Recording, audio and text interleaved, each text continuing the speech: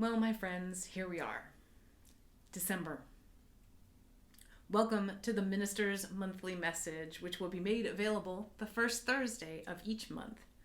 I'm the Reverend Jen Raffensperger, and I am the minister of the Unitarian Universalist Congregation of York.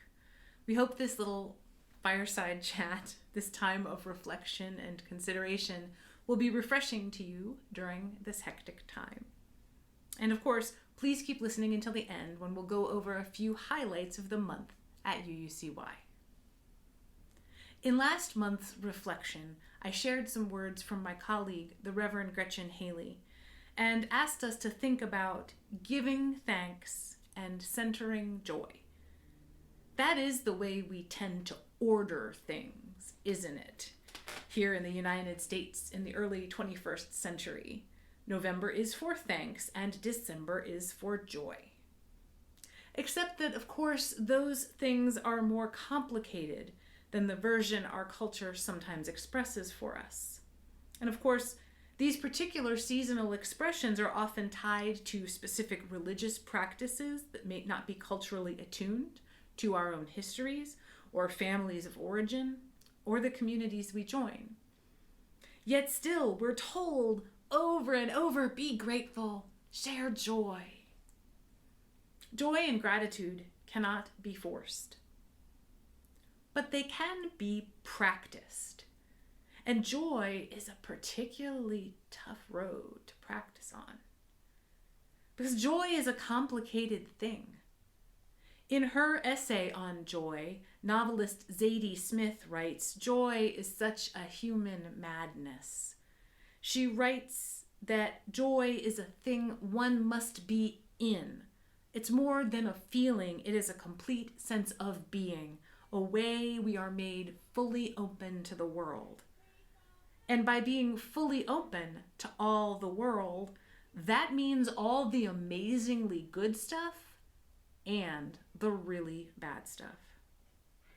Within her essay, Smith also quotes writer Julian Barnes, who wrote this of mourning: "It hurts just as much as it is worth." And Smith applies this not just to mourning, but to joy. And I'd invite us to apply it to all of life. How hard it is to cultivate this rich and deep emotion that we must reside within, when it is bound up not only in love, but also in loss. When we are given the word joy in such a commercial context at this time of year, embroidered on a throw pillow, glittering brightly from a holiday card, emblazoned on a bedazzled sweater, emanating from loudspeakers in every public place. Oh, then the practice of real joy, of deep joy, of joy that gives us full communion with every aspect of life, that practice is so hard. And that is why we do it together.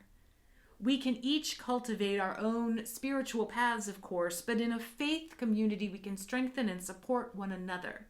We can grow accountable to one another and responsible for one another in our joys and in our sorrows. On that note, I'd like to end with a brief poem by Bell Hooks from her cycle of poems titled Appalachian Elegy. This is part 31 from that cycle.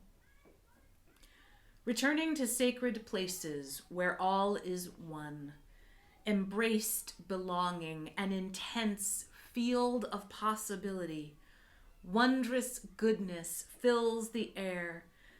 Grant us, great spirits, another chance to reclaim and nurture earth, glorious sky, divine water, in every day the blessing of weather, offering change, a constant passing of life into death and back again. December is, of course, almost always a busy month, and this is no exception.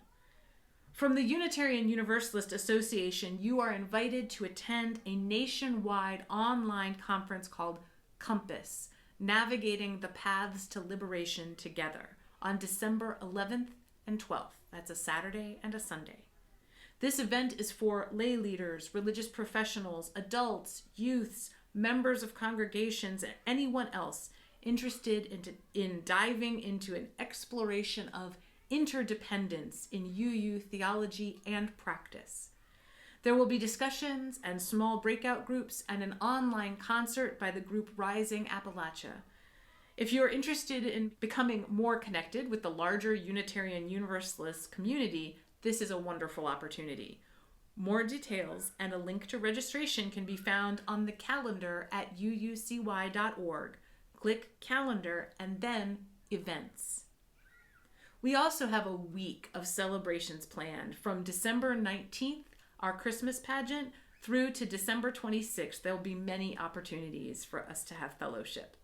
As noted, we have a pageant on the morning of December 19th. On Tuesday evening, December 21st, weather permitting, please join me in person outdoors on the Labyrinth at 6 p.m. for a celebration of the winter solstice, the longest night of the year. On Wednesday evening, December 22nd, please join us on Zoom for a Blue Christmas Vespers service beginning at 6:30 p.m. This will be a quiet, reflective space to honor the very real struggle that this time of year can pose for many of us. And of course, on Friday, December 24th, we will celebrate with our Christmas Eve service.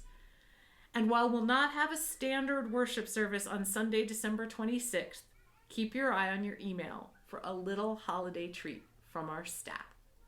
Wishing you wellness, happiness, and the more complicated and richer joy during this month.